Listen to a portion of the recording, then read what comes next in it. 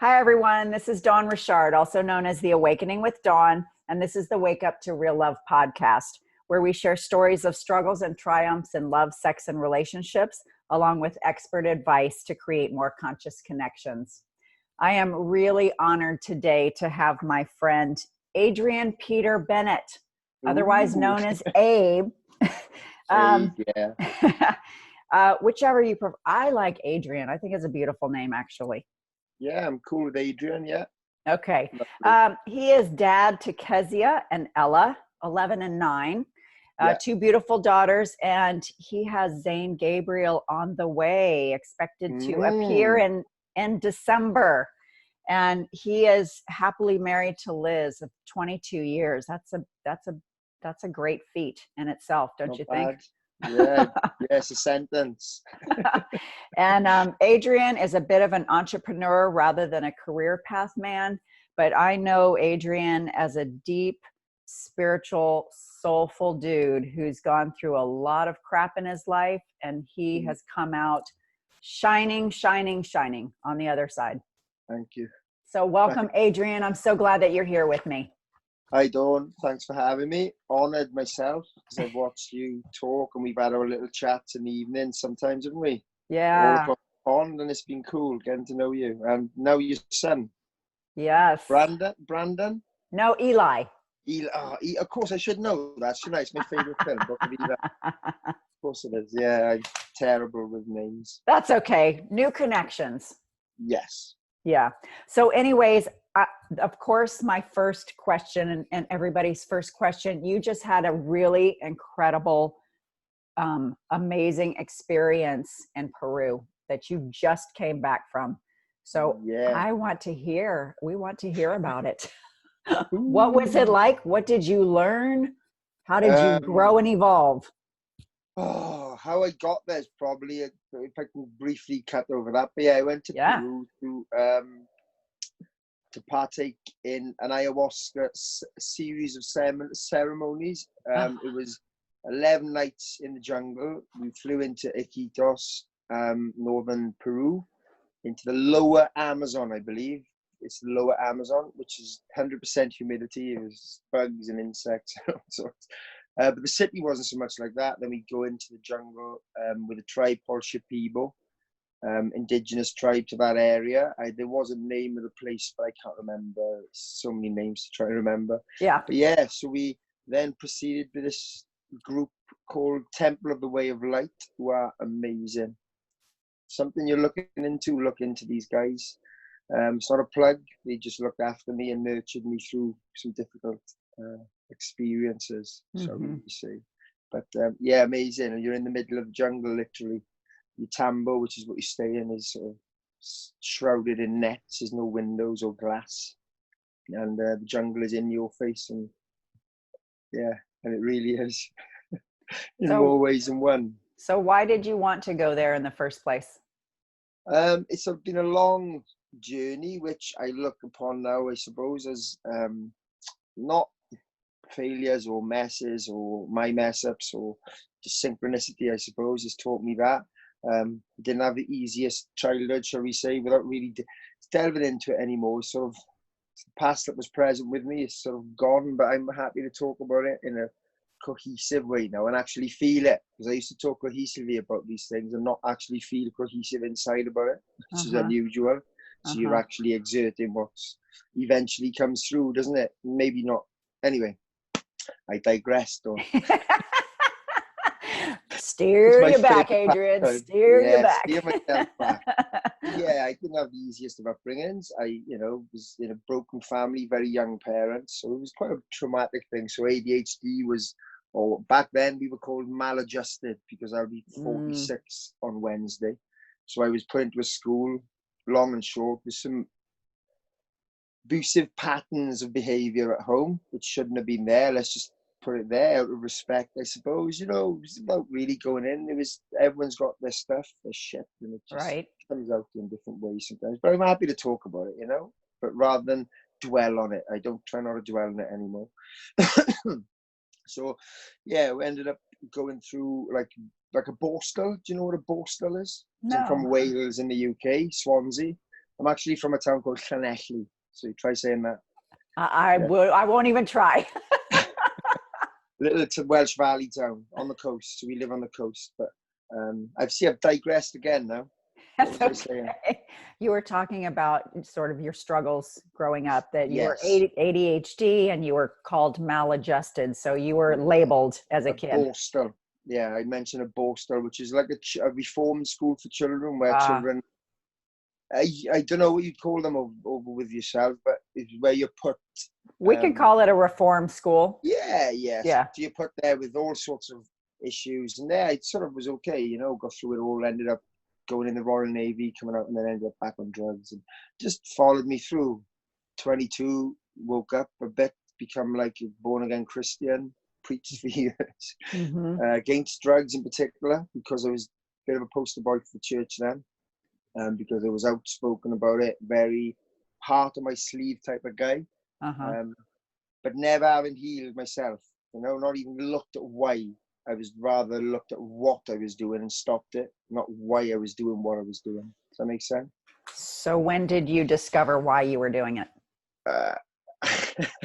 Over the last 4 years. It brought me to a place through marriage, which has been always, why doesn't anybody love me? Why don't people do this for me? Why don't people, I'm nice. That was my life. It was all hugging. But being shown in therapy with a great therapist, I want to say his name, Barry Hicks, he's awesome. We put in a Gestalt therapy for just over 3.5 years. Best thing I ever did in my life. Stepped out of church, stepped out of the box, tried to be an atheist, stripped myself back completely, and realized, well, I don't think I've got enough faith to be an atheist. I think, you know, I think that's a big shout if you think there's nothing after where I've been, that's for sure. But yeah, you know, and then I sort of got into that, and I was well against drugs. I was a big drinker. I was doing Ironman triathlons, you know, doing lots of stuff like that, working, running businesses, building companies, juggling this, juggling that, spending all the money, you know, just ranting in life, really. And this slowed me down to therapy. Then I think we can talk about candidly, can we, on here? Yes. It's called a near-death experience. So I died a lot of times on drugs, 3 times, too many for some. I was brought back. Wow. So how old were you when that happened? My last one was just before rehab. I was 21, I believe. Yeah, 21 or 22. It all blends into itself a bit. Yeah. Did that scare the crap out of you? No, but it happened too many times. It was more of, it was part and parcel of the drug lifestyle I was leading, you know. It was all or nothing, losing yourself, oblivion. So I'd had that, but this time it was more of I've had enough. People can't cope, you know. This is happening, you know. It was more purposeful. But then I woke up. I just sort of was in this state trying to end everything, and then I just saw these lights flashing up through the window, and I was like, "Fuck, what are you doing? What are you doing? You got loads to live for." And it was like this voice inside, just like, "So it's not a decision for you. This is just what are you doing?" I was like, "Right, I'll do this. I'll get divorced. Nothing's working. I'll just put things right because there's more to live for than, you know, you can sort stuff out with people." And it was just this awakening. It's like, shit. What do you want to do all the things you do for? And from that day on, I'd walk back in through the front door at home, and I just saw my wife in colour for the first time in my life, and just collapsed and fell in love with her properly. Wow. Yeah, it was immense. And then the battle of the monk that I loved do was still a big issue for me, because it was like not reciprocated the way I wanted it to be. So I'd been doing this 3 years in therapy, and then it's, you know, you expect everybody else to play catch up. It's not fair, is it? No. So it was a lot of journeying for me, you know, and I was like, well, that's not fair.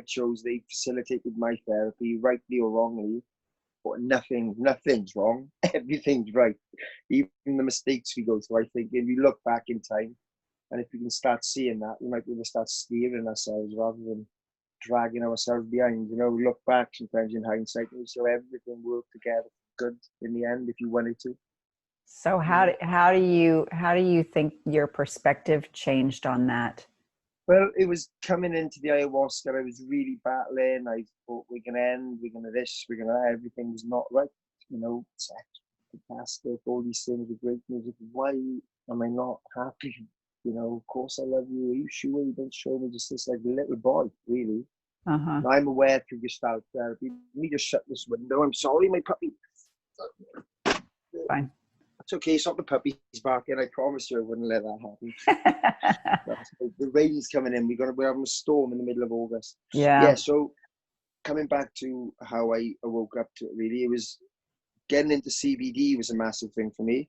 I know of a company that imports it from America, as you know a little bit about. I'm deeply passionate about it. It was the search. My wife was looking at my kids because the ADHD symptoms they were displaying in school, and me not being schooled at all, you know, I was sort of thrown into this soup. I thought, well, that's not going to happen to my kids. So we went to London, got them diagnosed with myself, me and Kezia in particular, and I was a slam dunk. You just walked through the door and they're like, oh yeah, you got it. They were like, yeah, ka-ching, easiest money we've made all day. Fortune as well. And they gave me these tablets that we were going to proposing to give to my kids. I'm sure they would have been lower dosage. Well, I was back on the amphetamine days. They were giving me amphetamine, you know, to try and do was concerta and Adderall type stuff. And it was bizarre. The other ones, there's loads of them. And I mean, I can still get them now. It's ridiculous. I was just, I'm not going to give this to my children. No way. I was like distraught with it, thinking, how on earth can this work? It's just, I was frothing from the mouth. I was like, it's okay, that will pass. I was like, I don't want to go through this, you know, which sent me spiraling then, drinking. And then we've come to the end where I got to that stage where I just thought, I'm going to jump off, better off for everybody. And then I woke up. And then I started to look into CBD. My dad lived in Amsterdam, just south of Amsterdam with his lady friend, where my kids are at the moment. Actually, we stuck them on a plane on first time they've flown without us last weekend. So we put them on and they flew over to Holland with my father, which is quite cool. So yeah, he worked there. He lived there, and works there as a builder. And he's an Aikido teacher, martial arts. So he does that out there. And I just thought, cannabis is out there, isn't it? I'd go to the Mecca. Well, they didn't really know an awful lot about it. And then I got into it. No, very surprising. Very surprising. Very surprising. We're in the dark ages over here in terms of CBD. It's slowly coming to the fore now, but still dragging a bit of an archaic system behind us, you know, where people are not getting really what they should be getting for the money. But yeah, that'll change, hopefully, with the influx of you American beautiful people who have forced it through for us and have taught me so much. I've ended up, long and short, I ended up in America through lots of synchronicity with a friend. I had a free holiday to California. There's loads of things happening. It's fantastic. And then I end up living on the farms, going out to harvest the plants, understanding, being in it like sort of lab level, seeing the way things are produced, the seeds, the propagation, the way that it's grown, the difference in the organics. And it had to be, because it was for my children, because it helped me so much. I started giving it to my kids. I went to California to some really high-end dispensary type clinics with almost medical people, really. And I think you can. There are doctors there as well that do it, obviously, with proper medical stuff. But yeah, found they were doing so much with drug addiction, getting guys off it, seeing how the anandamide levels are balanced in your brain, from understanding how it works scientifically inside the body. I love it. And as a conventionally uneducated person, I surprise myself sometimes about how much sense it makes to me because of how it worked in me. But that still left me, I don't know, I got into this ayahuasca sort of talk as well. If you want to jump into that, do you want to go into that first? That developed from that. Yeah. So I was on the farm and I was told about this DMT, dimethyltryptamine, and I was like, what the hell is dimethyltryptamine? I've never, it's hallucinogenic. And they were shocked I'd never heard of it, because it's something we can create in our brains. Science says when we come down the birth canal, it's in our brains. And when we leave this world, it's in our brains. You find it in the lungs. There's an author up there called Dr. Rick Strassman. He talked to Graham Hancock, any of these people. I've actually emailed Rick Strassman.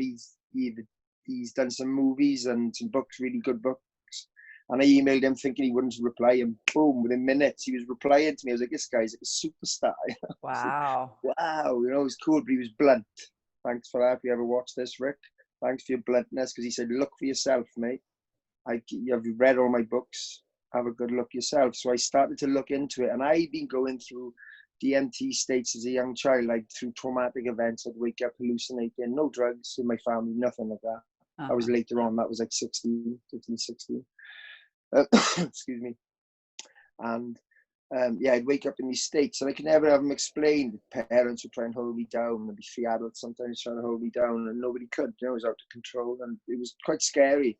And it sort of slowed down as the trauma stopped. But now and again, as a young teenager, I'd get a 16, 17 in bed sits, which is like a room in a house, and you go crazy, and they try and hold you down and sort of run off in the streets. So you never knew what happened. And as I started reading his books, I started to see the science and the hypothesis, because hypothesis is no proof as such, you know, it's more anecdote and that sort of thing, and some science driven. But, you know, I try to differentiate between that and, you know, a theory, because it is a hypothesis that maybe kids don't come down the birth canal because they may not get that full DMT experience where whatever realigns this whole neuroplasticity. I understand that the brain is bendable. I mean, the child's head squeezes and changes shape, doesn't it? It has a hole in the top. There's lots of science to prove it. It's really interesting.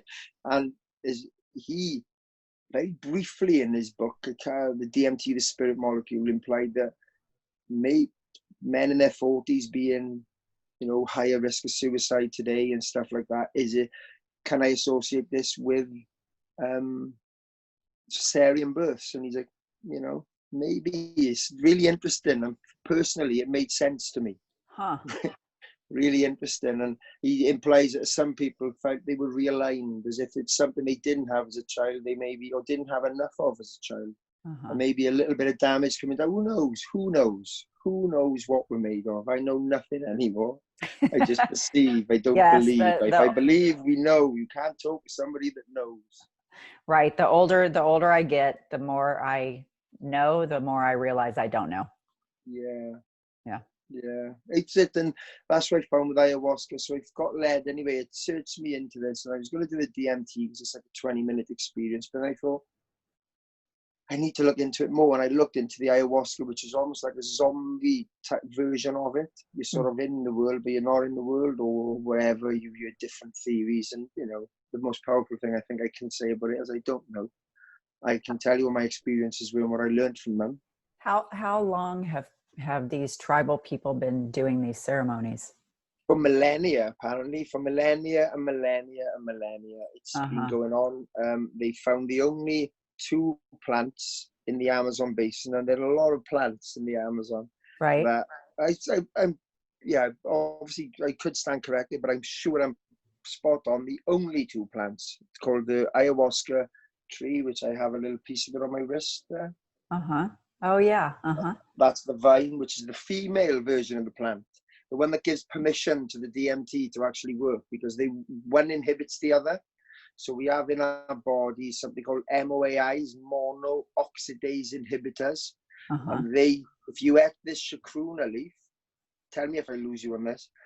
I won't talk too fast. I tend to. So if you ate the chacruna leaf, which carries the DMT, that would go into your gut and not synthesize, because you have a gate around you. I like to think of it like a protection. Oh, right. So it keeps the gate closed. Keep the gate closed. It keeps your consciousness in. That's what I like to think. Like popping the cork. And the consciousness. And when you mix the only 2 plants, ayahuasca vine, sky ayahuasca, they use it there as well in the northern Amazon, up in northern Peru, and the chacruna leaf, you get a broth which creates the identical tryptamines that your brain can create. Out of 180,000 plants and fauna, by accident, these cavemen apparently found this entheogen that takes you to worlds and teaches you about yourself in the most profound way I've ever experienced. That is fascinating. And then in the 1600s, the church went out there from Spain trying to convert them to Catholicism probably derived from Rome and then couldn't. They tried to fight them. They couldn't. They killed them with smallpox just because they wouldn't convert and they didn't like what they were doing. It's really interesting history to try and suppress them. But lots of them apparently run into the jungle and set up camp and still are teaching us Westerners. They still love us even though we, played a part in our, whatever our society did. And some of them don't like you, and fair enough, I suppose. But they're okay, but the indigenous folk are beautiful. Yeah. So when you went, what were you hoping to gain from this experience? Before you went, like what were your sort of expectations? Well, that's it. The intentions. So you're asked to give intentions. Okay. So you look at, why am I doing this? What do I want to get from it? Now, there's everyone's got their own intentions. So my intentions were really based around my needs. Does my wife love me? Why do I this? Why I had it ticked off, like it's 7 ceremonies. So it's 7 full ayahuasca ceremonies in 9 nights. Really, you do 2, then you have a day off, then you do 3 back to back, then you have a day off, and then you do 2 back to back. I think I told you I had about 24 hours sleep in 12 nights. Yeah. That's crazy. It was insane, but it was cool, and yeah. Sorry, you asked me a question then, didn't you? I digressed into sleep again. What were you hoping to get? What was I hoping for? Yeah. And I had it all ticked off like a tick list, 1 for each night. I know what I need. After the first night, I threw it out the window. I know. I was going to say, I love how you say, I know what I need. Yeah. Do we ever really? Well, I think I did, but not in the way I was shown. I was expecting to go into these visions, because do you want to explain what it does to the people that don't know? Yeah, sure. It's ayahuasca, so it's an entheogenic. You could be classed as a drug. It is in this country. It's illegal, which is why. That's not the reason I went to Peru. It's more because of you go to its source. I believe for me, I needed to go to the source to make sure I was doing the right thing. But you take this broth with the shaman, who are beautiful onanyas. I like to call them maestros and maestros. I would be called a mariachon, I think, which means a sailor in a dark sea in a huge storm. Don't know what the fuck he's letting himself in for, but he's going out anyway, and it's like a hero's journey. Apparently, you just go. It is you and nothing else, and the cosmos. And then you take the shaman is like the medicine man who's in charge of. Well, what they have ayahuasqueros then, who actually brew the broth outside of the camp, because they have a spiritual aspect over it. Okay. And I don't know if you can see maybe on some of this clothing I put on. I don't wear this. I'm keeping this. There's little blue lines, and they're what's called icaros, which are sonic messages that the shaman believe the plants give them. They all have their favorite different plants, and they sing a song from chirisanango and different plants which have different healing properties. Mapacho is a 9 times stronger. I'll start again. Mapacho is a cigarette they smoke out there, so the nicotine content is 9 times what a normal nicotine is. Normal cigarette is, but there's no chemical, just very healing. It got rid of my headaches. It was interesting. You sort of don't inhale it, you blow it. It's like a cigar, pop, and it goes over. So they got lots of different icaros they sing over you whilst you're in these traumatic states, because you're going in to face your trauma. And you see, I'm quite a visual guy. We talked about that earlier. And, I think, like you say, I am anyway. And it's like seeing your life in pictures, and it's explained to you in a heartbeat. It's fascinating. So it's like your whole life sort of flashes before your eyes. In the way I think you need to have it flash before you. I've done so much work on myself before, and no conceit or anything. I think I approached it in hindsight a really good way. I was understanding the gestalts, because Gestalt therapy, which is Joseph Fritz, I believe it's definitely Fritz, I always get his name wrong, said you need to lose your mind in order to come to your senses. Right. That was his theory. And I was understanding that in therapy. So I was understanding these gestalts, which are cycles. You go, right, why are you acting like you are? And you sort of bounce back until you actually find where you think you started acting like you did in the first place. And then you go through cycles. And they can sometimes take ages. I did 3.5 years doing it. So that losing your mind is like getting all the chatter out. Yeah, you could almost the way it was explained to me is body, soul, and spirit. I mean, I perceive that I am body, soul, and spirit. I don't believe. I perceive I am. Right. I keep saying that to remind myself to say it. Publio is a man in the, if he ever sees this, he was amazing teaching me these things. 34-year-old, amazing. So I perceive. What do I perceive, Dawn? I forgot again. You I'm perceive, sorry. you don't believe. Yeah. I don't even know why I was saying that now. Because you were talking about the flash of your life. It's like you see your whole, when you do this ceremony, Yeah, you but it see gives your it to you. whole life. It gives it to you, like in moments like you, like I'll give you an example. The first night I was knocked out cold, like I was switched off. Somebody just turned the lights off and I was gone. Like it was like an anesthetic. And I woke up the next morning quite depressed and thinking, oh shit, what have I done? You know, is this all it is? But in the back of my mind, I still felt like something had changed in me. I don't know what it was. Really don't know. Next night, I started going into these states where you hallucinate. That's what the drug, the infusion does.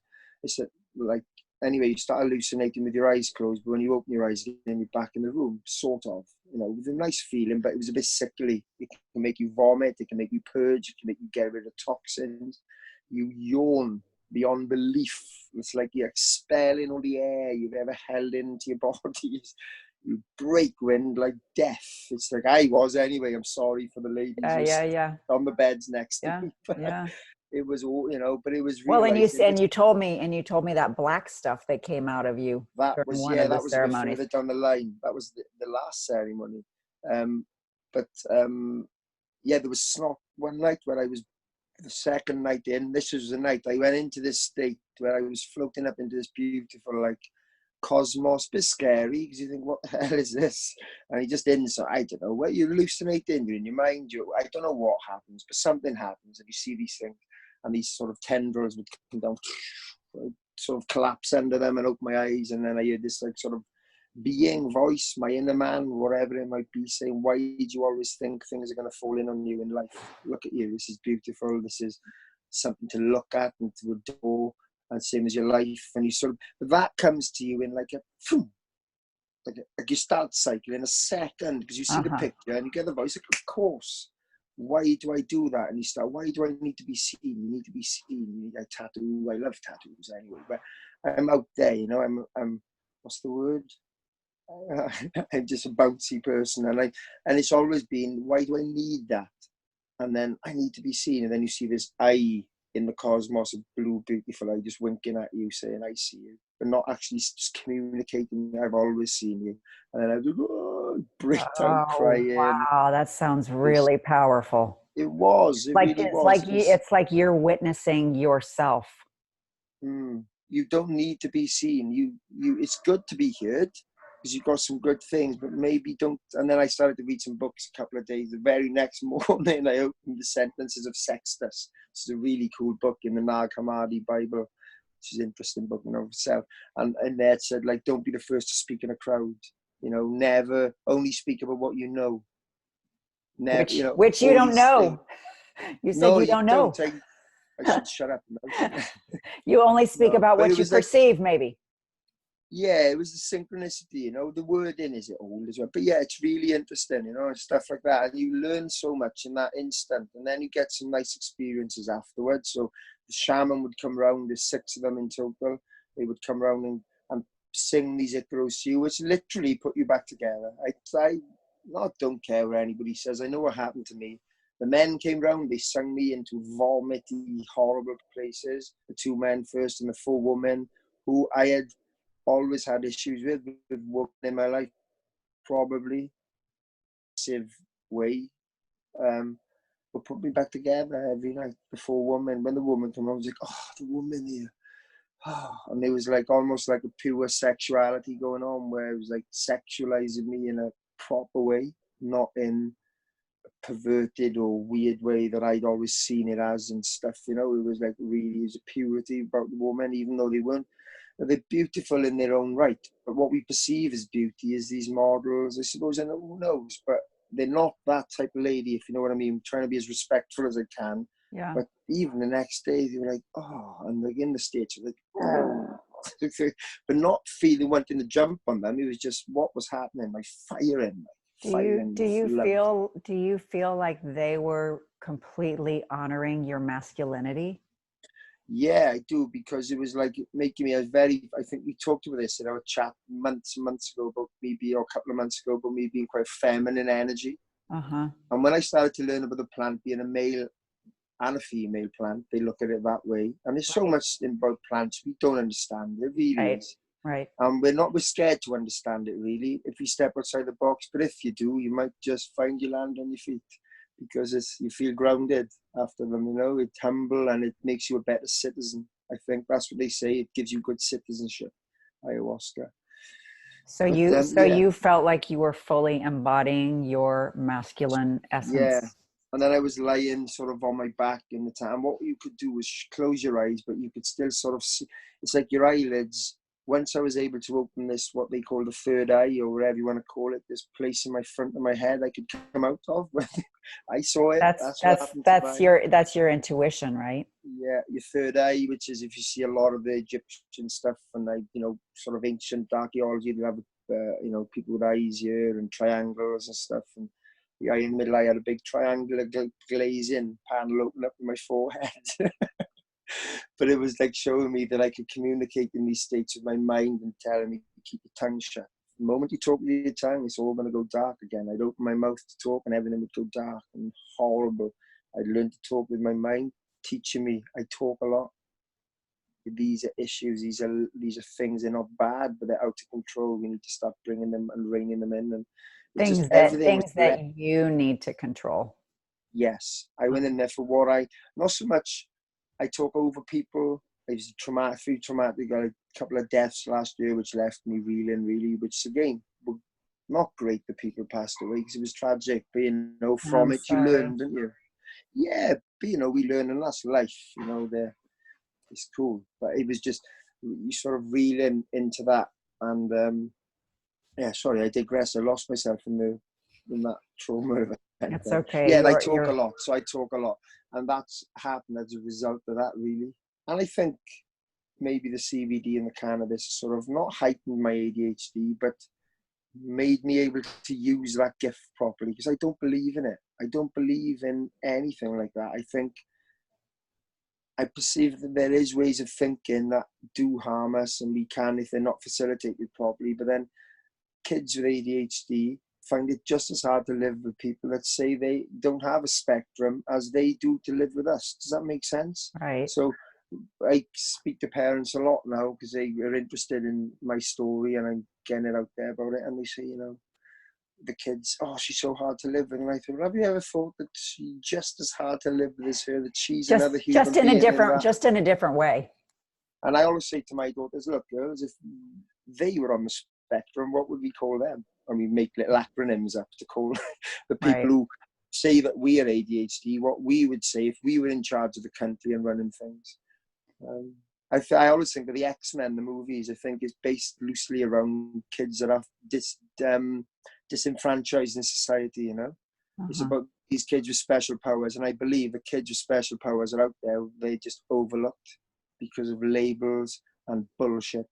And it's the truth. And they want to smother it with drugs so we can think like them. So it's easier to teach my children for that 1 year to make that teacher's life happier. Now, I get it's difficult, but that's what happens here. They straight away get you into, and it's not fair. If we let the kids blossom, they find out what they want. I think looking for purpose in life has driven me to insanity or insanity, because it's insane. It's crazy looking for purpose. Let it come to you. And we force purpose on our kids, especially the ill ones. What are you going to do when you're older? Why are you asking a 7-year-old child that? Right. Let them be a child. How about ask a 47-year-old, what do you want to do when you grow up? Oh, it's crazy. So are those kind of labels and struggles that you had growing up? How have you changed your mind? Through like your therapy, through your recovery, through these ayahuasca ceremonies. How have you changed your perspective on yourself and how you show up in your relationships? really good question. It's new to me coming back. I'll get to that in a minute. If you can remember that, it was quite a difficult thing coming back to the UK. But how I've changed, it's what I think the nuts and bolts of it was, it showed me, it turned me inside out one night. It got my anger out to a white hot rage. And I won't go into the visual side of it because it could go on all night. But I was hitting myself in the state. They were a bit worried about me, but I was on my mat. Even though I was doing it, I felt a bit out of control in the beginning and thought, uh-oh, how are they going to hold this one down now? You know, I'm not 9 years old anymore, you know. And they put us right by the doors as well, me and just in case, I think, you know, which is right. All the rest of the people were just like, you know, everyday guys, engineers and therapists, half of them never taken a drug in their lives, you know. It was an interesting group to be in. And I got into this anger state, it turned me inside out. It sort of showed me, it taught me, it was teaching me all the time to be kind to myself, because I wouldn't be but we always deem self-abuse as cutting or cutting our arms open. But I would, in my temper, I'd throw glasses at the wall, I'd punch the wall in my man cave, I would lose, I'd rant in the mirror, I'd do all these things. And what it was nobody would see that. Nobody would see that except now and again my wife. See, and well, more than now and again. I'd never attack, never violent towards anyone, but it was always a rage in me, and I could trying to keep it down. So my meekness was my ego, which just blew me away, thinking that meekness, ego is about being pompous and being an ass, but it's not. You can be. It's just another form. My ego is my meekness and my please like me persona, hiding the anger in me. So the energy I was probably projecting, it's why my relationships would fizzle out after a year or two. Not so much my wife at all. I mean, it's amazing where we are at the moment. It really is. But and what do you think that you were so angry about? Well, I'd allowed anger to build up in me. I was not angry. This is the thing I was taught out there. We were in a meeting one day, and a lady called Urti, she's I can say she's a facilitator, she's amazing, from Germany. She said, the worst thing we can say to ourselves is, I am angry, I am anxious, because you know that's who you are. Right. As opposed to, I feel angry, I feel anger within me today. Okay. Or why don't we look at it like that? It's easier to deal with and throw out a little bit, and there's nowhere for it to land anymore. Whereas when we say, I am angry, I'm angry, and it's going to land. You're defining yourself as your anger. And I have lots to be angry about if you want to go on the natural state of things, but how does it benefit and facilitate me? It was destroying me.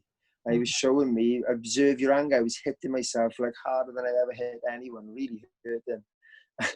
I was dancing, my elbow was just, like I told you, I stripped off naked, and I don't do that body image. I just, fuck it, you know, I need to get out. And it felt so egotistical, this anger and this animalistic sort of tribal warrior type person coming out. And I was like, I'm saying I'm a lion, fuck lion, I'm a king of my own jungle. And, there you go. The reason the king of my own jungle that circle kept getting smaller as well as I was thinking about it. I was going, no, Wales, not Swansea, no, you, this is your jungle. This is your jungle. The jungle's chaotic, it explodes, it dies, it comes to life. You watch it, it's nuts to be in. It's just, everything's firing all the time, and that's what we are. It was showing me you're king of your own jungle, and it was turning me in, bringing my anger out. I was allowed to get it out, then find freedom in myself through dancing, through expressing, through shaking my balls and stuff all over the place. Sorry. It was just cool, like, and it was so free. And I dislocated my elbow again of an old snowboarding accident that popped out, or my knee joints had popped out, and then hit the floor. And you start to lie there and observe your anger, and it starts to come running at you with your eyes closed in these rivers and seeing it permeate your entire soul and floods your body with energy. And it was just showing you that and pushing away and just going. And then I was showing myself as a little baby, a womb, locked into the womb as a little baby. I was able to nurse this baby and talk to him and stop swearing at him, going, fuck's sake, Abe, fuck you, why you done that again, fuck's sake, Abe. It's like beating yourself up. Self-abuse. You might be cutting your arms. At least we can see that. People can't see when we abuse ourselves, and we think that's okay. In our minds. We really do. And what I think it does, what ayahuasca does, is the gestalt. They call it a series of gestalts, which really made me feel comfortable with doing it, because I thought that's what I've been doing and I might understand what they mean by that, and I did, and that made me really comfortable with it. And yeah, it just everything in there made sense, everything. And I was in this state lying there, and then I saw this baby, and understanding that I locked myself in at some point, but I was locked in from the womb. It was really, I don't know, when my mum was 16 having me. It's a traumatic event for my daughter's 11. I don't have a child in 4 or 5 years. Yeah, it's You're strange not when ready, you have you know? kids. Yeah. So it's cohesive, but what I was doing was holding on to the pain, and it allowed me to get that out, get angry, call myself a pussy, the C word that the Americans don't use, it ends C-U. Yeah, I won't say it. Yeah. We don't like it, but it's quite, we can be endearing with it as well, so. It's a British thing. But anyway, I was calling myself everything and really realizing how much loathe I had for myself. And it was just showing me that. And then the freedom came out. Then the love for myself. I started to sort of stroke myself and talk to myself and really say how awesome I am and how lovely I am. And look at my body, and then I turned to this gold god, and it was just like endorsing these beautiful, like, it's weird to think, because it's animalistic, these green luminous panthers would come over, female versions fancying me and purring over me, and I just lying there in this state, just being endorsed as a man and as a human being. And then I think it feels my feminine energy and male have been aligned more.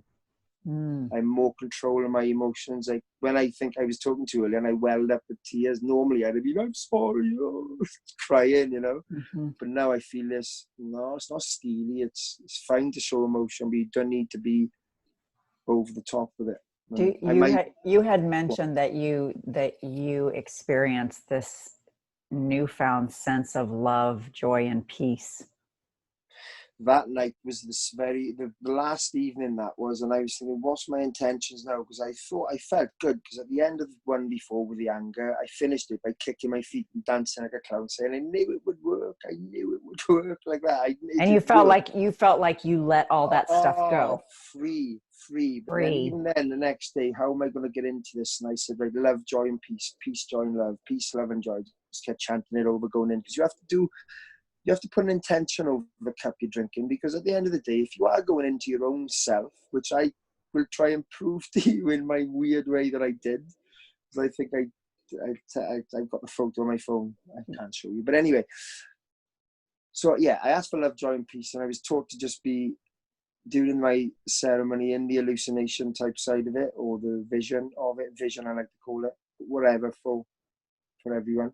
I saw this, like, just emptiness, cosmos, just quiet, silence, nothing. And every time I was opening my mouth, it was going horrible, quiet, be at peace with peace. And I was like, it's horrible. Being at peace was horrible. One of the hardest things, to lie there, not moving. And just be quiet, just be still. Be still.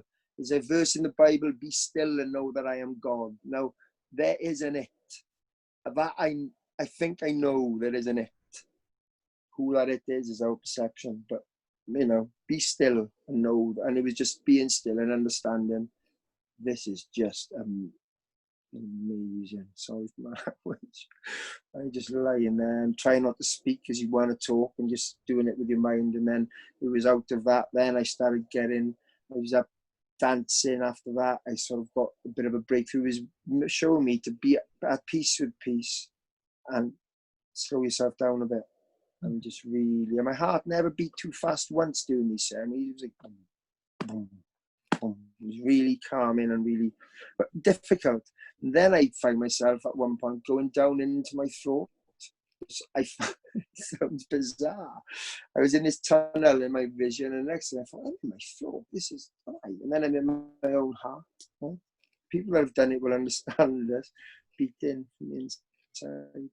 And I'm just looking in, and I get this impression to look right. And I found when I was in these states, if I looked around, I could look into these different things, right? And glide off into different parts of your mind, maybe. Yeah. I believe your consciousness is taken out, organized, and put back in place. That's what the layman's term for ayahuasca is. It just goes, and they sort of put it all back into the compartments it should be. So So how where was I? Oh, you froze then. You froze. how Did you has get all this that? yeah, how has this changed your perception of yourself?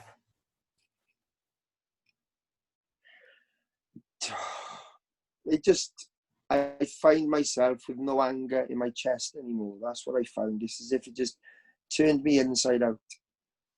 And I don't have this place where any offense, even if somebody looked at me wrong in the car, I'd think about it all day, you know. I don't even, it flew past me.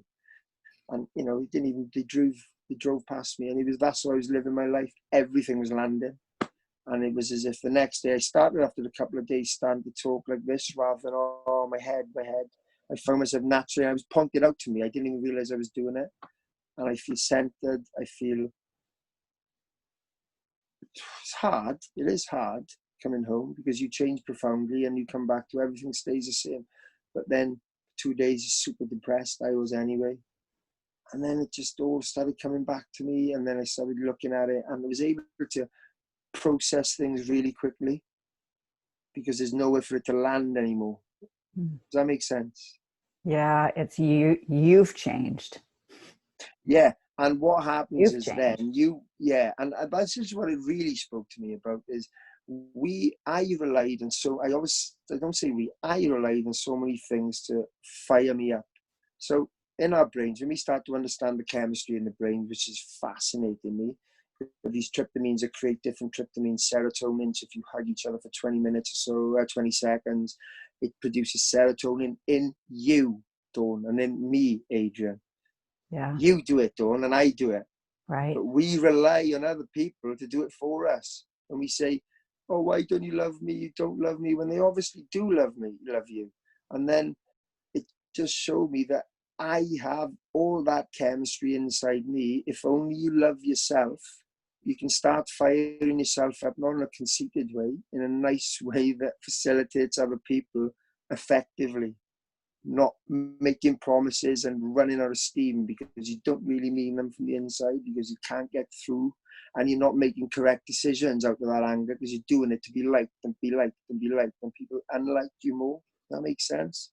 I just gives me that, like, yeah. I feel like it's a huge turning within, and it's really an internal acceptance of who you are, not about how you appear to the world, not about what you do out there, but what is going on inside your heart. Do it to You know, yourself. it's not that mind spinning and either beating yourself up or puffing yourself up. You know, it's like letting go of all that ego and really coming to your heart and soul. Yeah. And Deep. really deep. Really deep. But I'm not one for cliche words because a lot of them get used in this, which is cool. But I'm always it's a bit of a, I don't like using cliche words, but deep is one that's used a lot. And there is no other word. I get why we use it. It's such a deep Profound? I don't know. Is that a profound, better yeah, even word? I don't know. profound implies all sorts of the depth of it that goes right to your core and it shows you exactly who you are if you wanted to. If you wanted to. And so, Adrian, who exactly are you? Now, I don't know anymore. I don't know. I'm Adrian Peter Bennett, and like I said, I used to hate saying that name. I love it now. I do, really do. It's changed me. I no longer expect disappointment in life. I don't argue with anyone anymore. Even when normally I'd be talking to you and arguing about everything, about all the things in my life. And a few people have said to me, just don't argue anymore. And how does that impact your relationships? With my wife, it's amazing. My kids, it was lovely. I spoke to them out in Peru the night after, the morning after, and for the first time in my life, I actually felt like a dad, not an equal. Wow. It's the truth.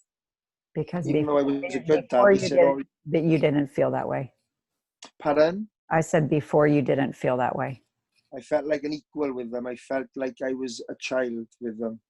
Mm. I only know that because when I spoke to them after the ayahuasca final ceremony, because it was completely cut off from anything, you know. Right. There was no, well, you could if you want, but they advise you not to. And I did almost, but that was a good exercise. I won't go into that. But to speak to them, I just wanted everyone to know I was okay, that's all, because I'd gone off in a bit of a tangent, and I just, middle of sentence, look, I'm fine, it's going well, here's a text, that's what I did. But after finishing the entire thing and speaking to my kids, I thought, shit, I just spoke to them like a dad the first time, and they changed straight away. It was interesting towards me. And I got my youngest Ella, I'll be honest with you, I wasn't as connected to.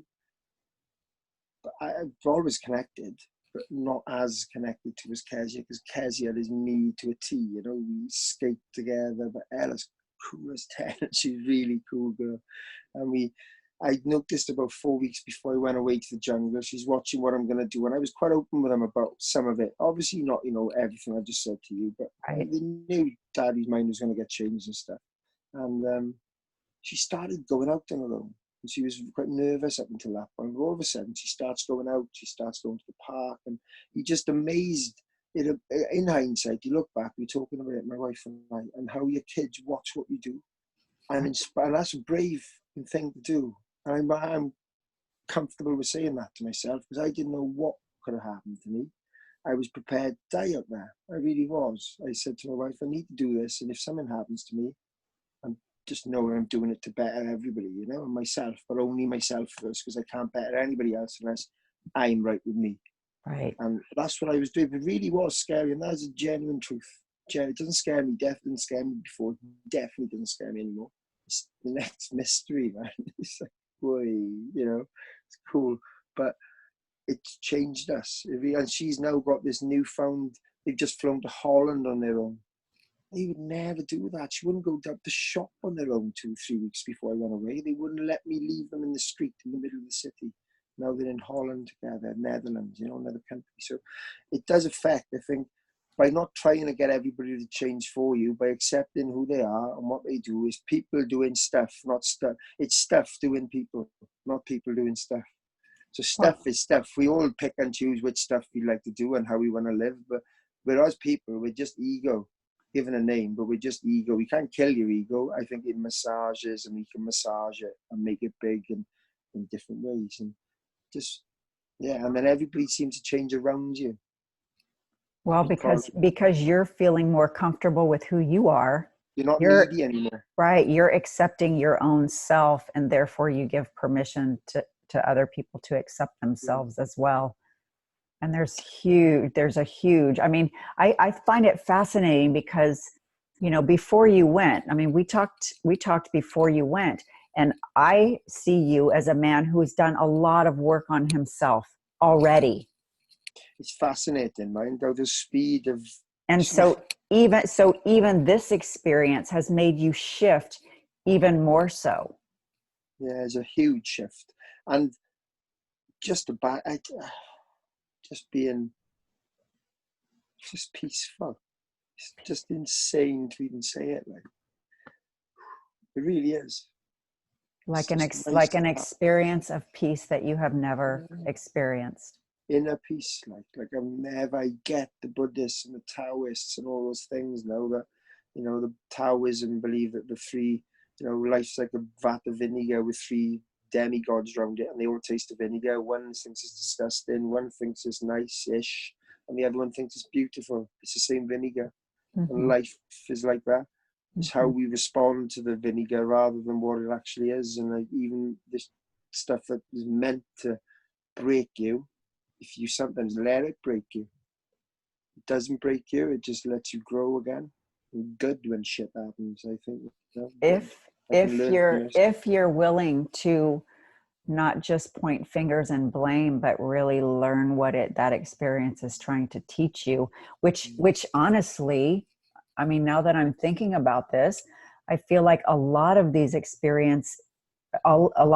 like shit experiences in our life, I'll say, you know, or these hard, challenging, difficult experiences in our life are really here to teach us how to maintain our own peace, how to turn within, how to love ourselves even more, how to accept ourselves even more, so that we have sovereignty over ourselves, that we become who we want to be instead of letting all of these other external things affect us.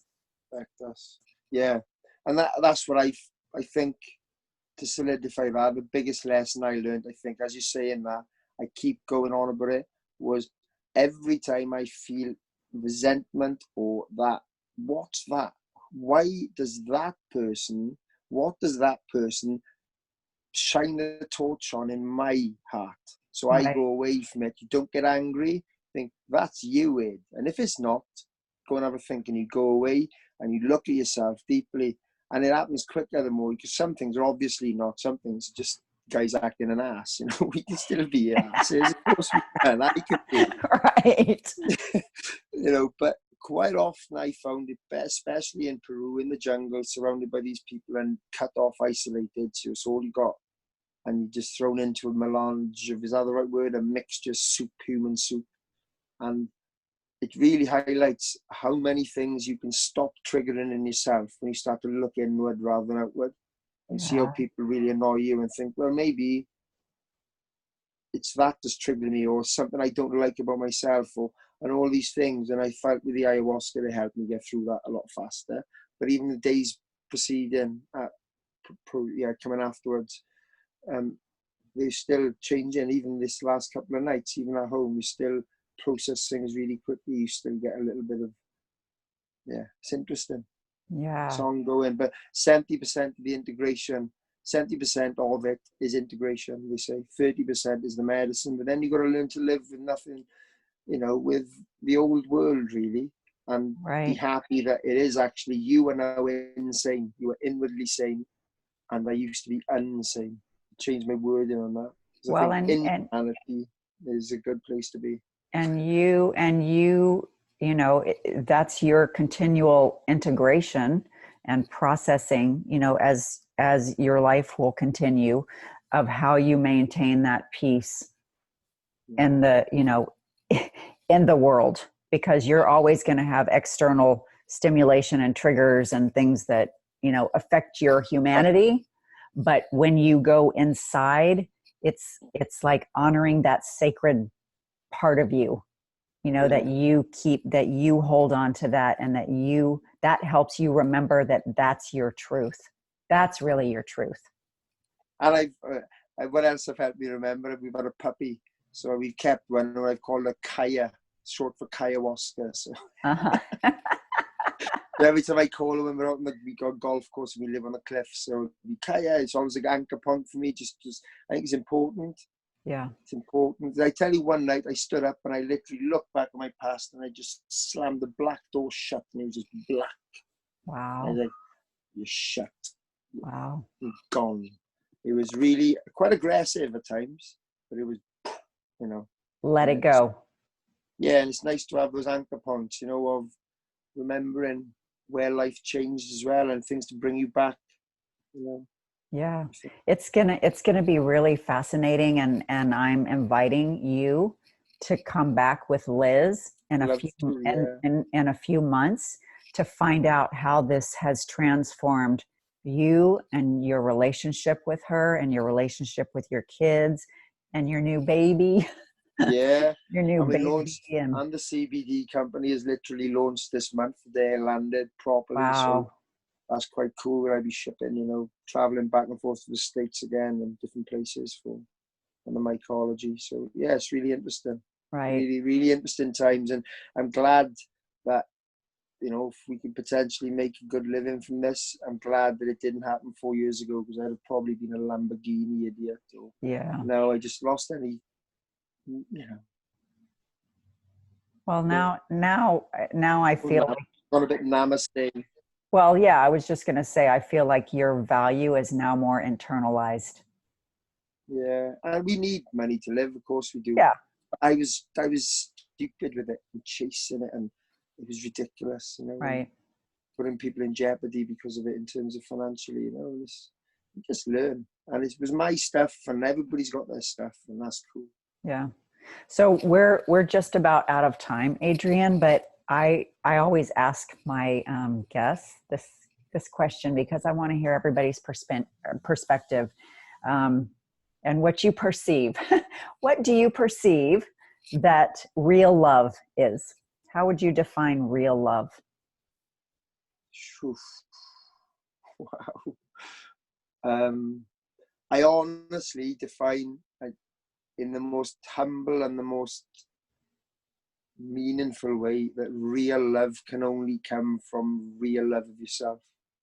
I don't think we can love properly without understanding who we are, how awesome we are, all of us. Mm-hmm. We are an amazing species that live in an exciting world, and we have every potential ahead of us. We're born into power and fed mediocrity. And I just think love is just loving yourself, and then that is love. And sometimes love is a powerful no. I found it hard to say no. Love is a powerful yes.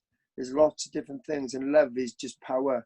You come into your own power and realize you are in charge of how you should be feeling. And yes, when I feel a bit funky, I need to get my mind into alignment, maybe separate the two, have a little think about it. And love is about loving yourself, and then you can truly love other people, and they love you back. And is that, and does that include acceptance? Like, because love can be such an ethereal word. Yeah, coming and understanding that, like I say, accepting then that how awesome we are, and how I think I heard Gaur Gopal Das is a guy, I think it was him, saying the biggest myth about power is that we actually believe we don't have any. If you only realize we all have our own power. We can either sleep on the streets like I used to, but I did get up with my ass and did do something about it. I was on the streets till I was 22, really. So for surfing, rolling myself. So all those things are choices we can make, and it's not a brag. And I just didn't want to die. I didn't want to be left behind. Yeah. I didn't want to end up a failure. I didn't want everybody to go, I told you so. I knew we'd die. I knew we'd do this. And I pulled through thick and thin, because survival instinct. And it's loving, understanding, you accept those good things about yourselves that got you through the shit times. Yeah. Who else would have got through that? Some people jump off the ship at those shit times, but you didn't. Yeah. You've got something about you that made you stand up. And if you haven't, you still got it in you. And when you see that about yourself, and you start accepting that you are cool, you are awesome, but you're not proud and boastful and doing it to make yourself big. I don't know. You just learn to love yourself. It's just like it's just like honoring the all of who you are, and honoring the God within you. Yeah. Everything, whatever you want to call it, him who is honoring that and not being caught up with the rules. Sometimes jump out of the rules. Yeah. This was a beautiful conversation, Adrian. I hope so. I'm new to it, so I hope really, so. Really beautiful. So if people want to find out more information about you, or the ceremony you went through, or your business, how can people find you? Well, I'm on Instagram. I'm not a big social media. I try and curtail that a bit, but I am on Instagram with the business. It's Re-treatCBD, so it's RE-treat, so TREAT. Okay. Re-treatCBD. On there, you can communicate with me through Instagram, and that'd be cool. I put a lot of my stories up there. I put a little bit about the ayahuasca ceremony, but any questions, it'd be really interesting. I'm all about talking about it, because I think mental health is now where it should be, or get into where it should be in society, where people can talk about it in a healthy, and even Hell's Angels I deal with and stuff. I got Harley Davidson mad, but I don't know if I am anymore. Constantly evolving. Yeah, I'm selling them actually, so it's really interesting, But yeah, even these guys are finding, relief from stuff. So from the CBD, where they're coming off all their psychotic, antipsychotic drugs, and replacing it with CBD, which is really interesting. So yeah, come on, man, have a look. Re-treatCBD. Facebook a bit, but I don't really use it. You're an awesome guest. Thank you so much for Thanks for sharing an your awesome host. story. I mean, your life is a testament to resilience, to resilience, to inner strength, to really discovering the beauty and love that's inside of you, that's just waiting to come out. All a bit different now, though. We'll see how it all works out. Yes, we will definitely have you come amazing. check back. And you're cool. I mean, I watched you on the Brian, with Brian Rose and that. It was really cool to watch you and then to get to know you as well. It's been awesome. I'm watching you chat with your friends and how much they think of you as well. Thanks. We've never met, but we'll hopefully meet this year. That would be. I hope we're going to meet in a couple months in London. Yeah, October time in this conference. It looks really cool. Yeah. So, yeah. Okay. Wonderful. Thank you so much. It's totally an honor for you to be here. And for my listeners, if you would like what you heard today, please subscribe to the Wake Up to Real Love podcast and share with all of your friends all over the world. And if you would like support from me and finding more connection, expansion, freedom, authenticity, peace, love, and joy in your life and in your relationships, you can also find me on Facebook and Instagram at The Awakening with Dawn. And feel free to send me a message, and I'd be honored to help you find and create more real love in your life. And it's been really fascinating because the last thing that I like to end my interview with is something that I came up with that every single guest ends up talking about. And it's that the most important relationship that you will ever have is the one you have with yourself, so that you can be the kind of partner that you want to have. Cool. Synchronicity again. Yeah, synchronicity. So thank you so much, Adrian, for being here. It was a total honor and a joy. And you're welcome back anytime. Anytime. But if I ever do my own, you know the score, as we say. Yeah. Perfect. All right. So thank you, listeners, for joining us today with the amazing Adrian Peter Bennett. Thank you. Wonderful, wonderful man. And I will see you next time, listeners. For now, take care and wake up to real love. All right. See ya.